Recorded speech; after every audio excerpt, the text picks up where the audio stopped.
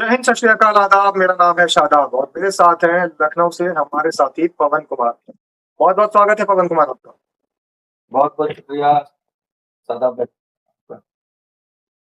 तो पवन कुमार लखनऊ में बैठे हुए हैं और तमाम राजनीतिक विश्लेषकों की बातें भी सुन रहे हैं और अपने आप भी विश्लेषण कर रहे हैं। आखिर 2027 के चुनाव में बहुजन समाज पार्टी किधर जा रही है, बहुजन समाज पार्टी का रुख किधर जा रहा है। हालांकि बहुत सारी पार्टियां भी इस तरीके से तैयारियां कर रही हैं, लेकिन उन सब तैयारियों के बीच सबसे ज्यादा अगर कहीं कहा जाए तो बहुजन समाज पार्टी ने पूरा का पूरा जो किला है वो भेद दिया है और उत्तर प्रदेश के किले को भेदने का काम किया है बहुजन समाज पार्टी ने। इस बार सबसे पहले अपने प्रत्याशियों को उतार दिया है, सबसे पहले प्रत्याशियों की सूची जारी कर दी है।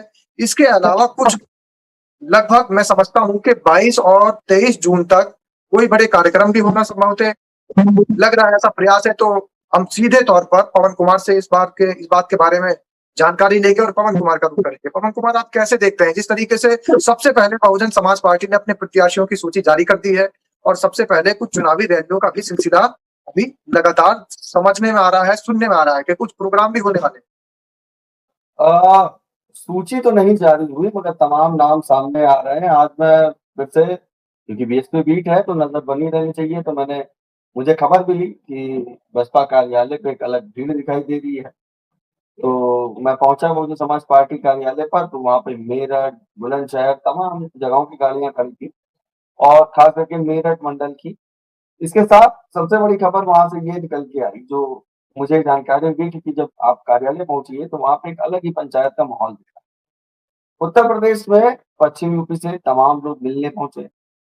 सूरज जाटव देखे गए, भीमराव अम्बेडकर की गाड़ी वहां मौजूद है, डॉक्टर विजय प्रताप की गाड़ी मौजूद है, जाफर मलिक देखे गए, पूर्व प्रदेश अध्यक्ष रहे, मोहित आनंद देखे गए। उनके साथ आप देखेंगे तो विक्रम सिंह को दोबारा वापसी हुई, उनकी भी गाड़ी देखी गई। तो एक लंबी संख्या में कोऑर्डिनेटर्स आज मौजूद हैं, बसपा सुप्रीमो से मिलने पहुंचे हैं। वहीं से अयोध्या से दिलीप विमल भी देखे गए। तो इतनी संख्या होना और उनके साथ नौशाद अली भी देखे गए। तो पंचायत की बड़ी चलनी खिचड़ी बड़ी पक रही है और कई लोग मिलने भी पहुंचे हैं। तो क्या वजह हो सकती है इसको समझने की कोशिश करेंगे, मगर फिलहाल सूची नहीं, मगर तमाम प्रत्याशी 30 से 40 प्रत्याशी जो प्रभारी होते हैं वही प्रत्याशी होते हैं। तो जिन्होंने जो दावे कर सामने आ रहे हैं उसको 30 से 40 हो चुके हैं और आगे की प्रत्याशियों की सूची जारी होनी है। और बहुजन समाज पार्टी की आने वाले दिनों 23 से 24 तारीख तक, और जिस तरीके से एक खबर बड़ी आम हो रही है, जिस तरीके से खबर फैल रही है, चर्चाओं का विषय भी है कि 10 प्रत्याशी बड़े ताकतवर उतार दिए बहुजन समाज पार्टी ने। उन 10 प्रत्याशियों की बड़ी चर्चा चल रही है और साथ ही कुछ लोगों का कहना यह भी है कि 100 प्रत्याशियों की जो लिस्ट है उन पर काम पूरा हो चुका है और ज्यादातर। पता नहीं ये सूत्र क्या है, मुझे 30 से 40 दिख रहे हैं। अभी मुझे कई ऐसे प्रत्याशी हैं जो चुनाव बेहतर लड़ सकते हैं, वो भी अभी समय का इंतजार कर रहे हैं। हाँ, 30 से 40 के आसपास प्रत्याशी हो चुके हैं बहुजन समाज पार्टी के, और वो प्रत्याशी चुनाव मन से लड़ना चाहते हैं। और तमाम ऐसे प्रत्याशी जो समय का वेट कर रहे हैं कि बेहतर विकल्प दिखे, या कह सकते हैं बहुजन समाज पार्टी में इंतजार भी हो रहा है कि कोई गठबंधन करीब आए, तब है चुनाव को और बेहतर लड़ा जाए। ये चीज देखने को। और आपको बता दें, पश्चिमी उत्तर प्रदेश की अगर हम बात करें तो पश्चिमी उत्तर प्रदेश के अंदर कुछ ऐसे प्रत्याशियों का नाम जिक्र सामने आ रहा है जो कि बिल्कुल अपने आप में बाहुबली माने जाते हैं और राजनीतिक इतिहास में कहीं ना कहीं बसपा को जीत दिलाने का वो काम कर रहे हैं। तो अगर पूर्वांचल की बात करें पवन कुमार, तो पूर्वांचल में किस तरीके के समीकरण बनते नजर आ रहे हैं इस बार। भाई मैं कहने जा रहा था, सादा भाई, पश्चिम में 2-4 प्रत्याशी तो हो ही चुके हैं बेहतर। और अगर आप पूर्वांचल में देखेंगे, आजमगढ़ से एक प्रत्याशी आया है सामने, जौनपुर से प्रत्याशी ब्राह्मण समाज का आया है, मुस्लिम प्रत्याशी आया है आजमगढ़ का एक, और वहीं पर अयोध्या मंडल से भी एक नाम चर्चे में चल रहा है। और जब उसके कार्यालय में बसपा की बैठक हो रही तो यानी वो चुनाव लड़ सकते हैं। बहुजन समाज पार्टी में 2007 में विधायक रहे जितेंद्र सिंह बबलू, उनकी भी वापसी देखी जा रही है। जो सोशल मीडिया है उस पर अगर देखा जाए तो भाजपा का झंडा, भाजपा की चीजें हट चुकी हैं, बसपा में रहे। हालांकि बहुजन समाज पार्टी छोड़ के गए मगर नेता पे कुछ नहीं बोले। ये वही जितेंद्र सिंह बबलू है जो रीता बहुगुणा वाले मामले में देखे गए। भारतीय जनता पार्टी से जब रीता बहुगुणा जोशी की वापसी हुई तो कहीं ना कहीं जितेंद्र सिंह बबलू भारतीय जनता पार्टी से हटाया गया, रीता बहुगुणा जोशी को नागवारा था।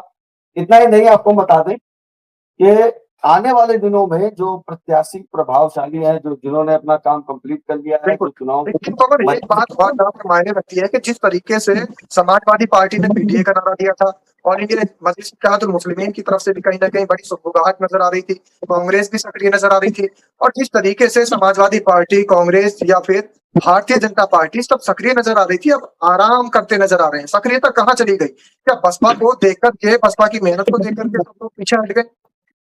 नहीं नहीं, आप ये नहीं कर सकते, सभी लोग अपना काम कर रहे हैं, मगर हाँ, ये तो है जो शोर था लगातार कि हम ही एक विकल्प है, वो विकल्प अब खत्म होते दिख रहा है।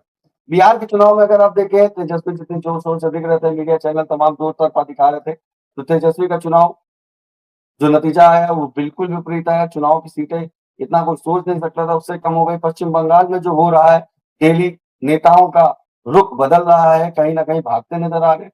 हालांकि अपडेट ये है, शत्रुघ्न सिन्हा अभी भी ममता बनर्जी के साथ है, मगर जो समीकरण बदला, और बैठक में, कॉफी टेबल बैठक में कहता हूँ उसको, कॉफी टेबल बैठक में अगर आप देखेंगे तो सबका चेहरे पे एक अलग ही रंग दिख रहा था, सबके अंदर टेंशन बनी, मगर राहुल का बदला हुआ रुख वो बता रहा है कि अब 24 में जो आप सोच रहे थे वो 27 अब हमारा है। और way of style, body language दिल की नहीं दिमाग से चल रहे हैं। राहुल गांधी पार्टी में जो लोग गलत कार्य कर रहे हैं उनको भी निकाल रहे हैं।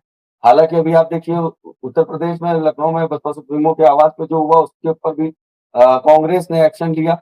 बसपा सुप्रीमो ने तो जिक्र भी नहीं किया, मगर कांग्रेस ने एक्शन लिया। इसके साथ अगर आप ध्यान देंगे तो बहुजन समाज पार्टी में बुंदेलखंड अगर देखेंगे, बुंदेलखंड आप चले जाएंगे, झांसी और चित्रकूट, जहाँ पे नसीमुद्दीन सिद्दीकी। पवन, जिस तरीके से ये चर्चाएं चल रही थी कि जून के महीने में, लगभग मई में भी ये चर्चा चल रही थी, उससे पहले भी चर्चाएं चल रही थी कि जून में कम से कम बहुजन समाज पार्टी के कुछ बड़े कार्यक्रम होने हैं उत्तर प्रदेश के अंदर, तो क्या वाकई कुछ चुनावी कार्यक्रमों का जो है अभी आपको कोई आगाज नजर आ रहा है जून में ही?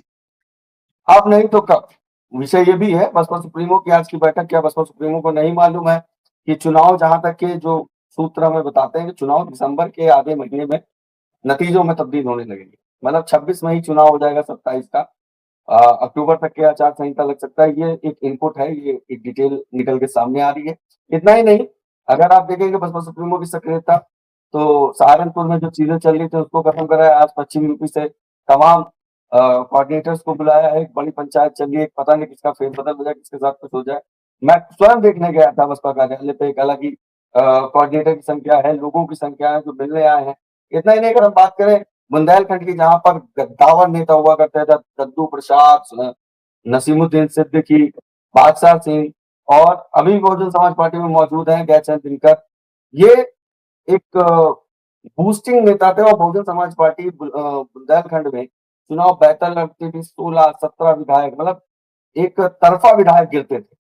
वहां पर जिस तरह से समय बिगड़ा है, वहां पर अभी हमने देखा नौशाद अली को तो लगाया है, तो लगातार बुंदेलखंड देख रहे थे, बुंदेल माफ करेगा, झांसी मंडल को वो देख रहे थे। लाला राम अहिरवार, लाला राम अहिरवार की बात करें तो बहुजन समाज पार्टी में लंबे समय से जुड़े हैं, एमएलसी एमपी भी ले रहे हैं, मगर जो जिम्मेदारी दी गई है उसमें चलना, उन मंडलों में घूमना आसान काम नहीं है, क्योंकि कोऑर्डिनेटर्स को एक एक बैठक करनी हो रही है। आए दिन लखनऊ आना, लखनऊ से जाना, बसपा सुप्रीमो से मुलाकात करना, कैंडिडेट लाना, सब कुछ होता है और पार्टी में लगे हुए। तो झांसी में अगर बात करें, झांसी में तो अभी झांसी को और बेहतर करने के लिए, क्योंकि मैंने बताया आपको, जो बसपा में गद्दावर नेता थे, बड़े कद के नेता था, मिनी मुख्यमंत्री कहा जाता था, इन सबको एक बड़ी जिम्मेदारी के साथ लगाया गया। तो लाला राम अहिरवार को कहीं ना कहीं बसपा सुप्रीमो ने, जो एक लंबे अरसे से लगे हैं, तो झांसी को मजबूत करने के लिए फिर से उनको झांसी भेजा है कि झांसी मंडल को मजबूत करें।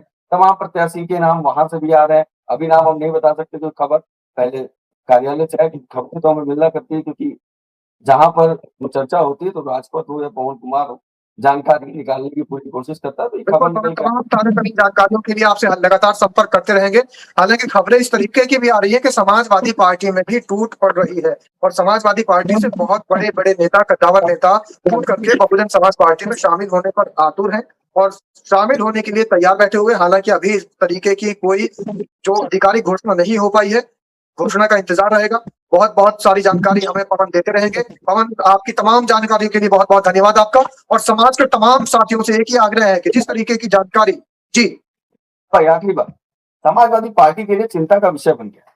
ममता के लिए प्रचार किया, ममता अब अपनी पार्टी को कांग्रेस से विलय करेंगे, तो यूपी के चुनाव में अगर ममता दौड़ती दिखेंगी तो अब किसके लिए दिखेंगी? समीकरण बदल रहे। आम आदमी पार्टी दिल्ली में चुनाव हारा, दिल्ली में चुनाव हारने के बाद यूपी में कैसे वो इंटरफेयर कर सकते हैं? पंजाब का चुनाव उनके लिए मायने रखता है। वहीं पर अगर आप देखेंगे असदुद्दीन ओवैसी को महाराष्ट्र के चुनाव में समाजवादी पार्टी के खिलाफ लड़ते दिखे और जिस तरह की बयानबाजी हुई, बिहार में जो नतीजे हैं असदुद्दीन ओवैसी के, 14 तारीख को बहराइच में पहला कार्यक्रम असदुद्दीन ओवैसी करने जा रहे हैं एआईएमआईएम। तो समाजवादी पार्टी के लिए बड़े चैलेंजेस हो गए हैं और अखिलेश को ये चिंता कहीं ना कहीं सता रही है। जी बिल्कुल। तो ये उम्मीद लगाई जा सकती है कि आने वाले समय में तमाम राजनीतिक पार्टियों के और बड़ी विरोधी जो पार्टियां हैं उनके नेता टूट करके बहुजन समाज पार्टी की सवारी करने के लिए लगातार प्रयासरत हैं। अब आने वाला समय बताएगा कि क्या वाकई तमाम समाजवादी पार्टी के नेता पार्टी छोड़ करके बसपा में शामिल होते हैं, बसपा की सवारी करते हैं, हाथी की सवारी करते हैं, या फिर गाय के नीचे लाते रहेंगे। तो तमाम जानकारियों के लिए पवन बहुत बहुत आपका धन्यवाद। और समाज के तमाम साथियों से एक आग्रह है कि वीडियो को लाइक जरूर कर दीजिएगा, सब्सक्राइब कर दीजिएगा और कमेंट के माध्यम से अपनी राय जरूर दीजिएगा। जय भीम, जय संविधान, जय भारत। धन्यवाद।